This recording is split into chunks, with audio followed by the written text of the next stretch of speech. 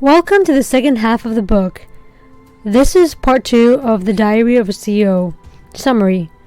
These are laws 16 through 32. Law 16 says to use Goldilocks to your advantage. This basically means that people have biases and they make decisions based on these biases. So when it comes to marketing and sales, one can use the biases to their advantage. An anchor is a cognitive bias where people rely too much on some irrelevant information when making a decision. A lot of decisions are driven by nonsense, unfortunately. Law 17 says, let them try and they will buy. Creating an ownership experience is stronger than trying to pull a hard sell, which means ownership experiences lead to more sales. The ordinary can feel extraordinary when looking through the ownership lens. Law 18. Fight for the first 5 seconds. The first 5 seconds determines if something will succeed or fail, such as when it comes to presentations, videos, or lectures. Attention is a very generous gift. Law 19. You must sweat the small stuff. The author and his team obsess over small details. This has to do with making small things a bit better in compact ways, everywhere. Law number 20. A small miss now creates a big miss later. Small seeds of negligence blossom into big regrets the next day. Law 21. You must outfail the competition. Increase your failure rate if you want to increase your success rate too. Law number 22.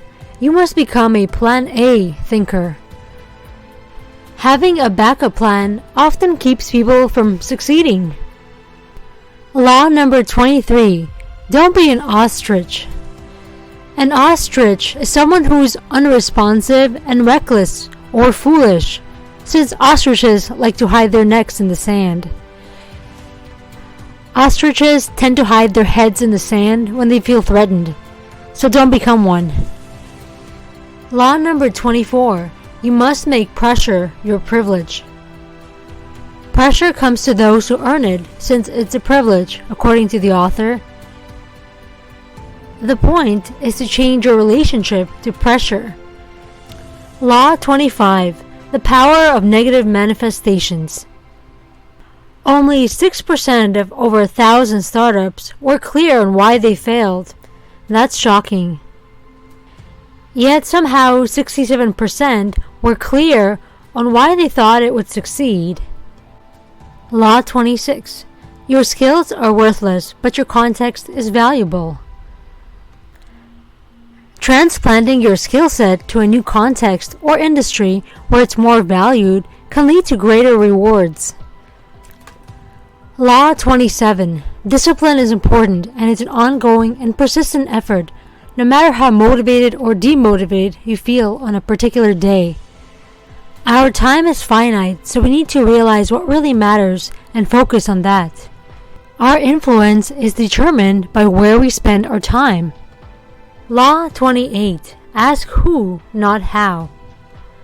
One's destination is the sum total of the group of people that one assembles, and also includes your idea, how you carry things out, and your inventiveness. Law 29. Create a company or startup with so much passion that it feels like a cult. The author believes it's impossible for a business to truly become a cult. But he also says a cult culture shouldn't exist over the long run of a business. Law number 30. One bad employee can outweigh and ruin all the positives in a company. It's important to fire toxic employees so that the company can remain positive. Hire, fire, and train are the 3 bars the book describes. Law 31. Leverage the power of making progress. Small wins are important because they keep one motivated and are more likely to happen than a big win. Create small tasks that are easy to reach and move forward with. Work needs to feel meaningful in order for the team to feel motivated. Forward momentum is the most rewarding feeling for professionals. Law number 32. Leaders must be inconsistent to meet the team's evolving needs and situations. The best leaders are flexible and fluid. Law number 33. There is no end to learning. Thanks for watching. In the comment section, let me know which of these laws is your favorite. Have a happy and prosperous new year.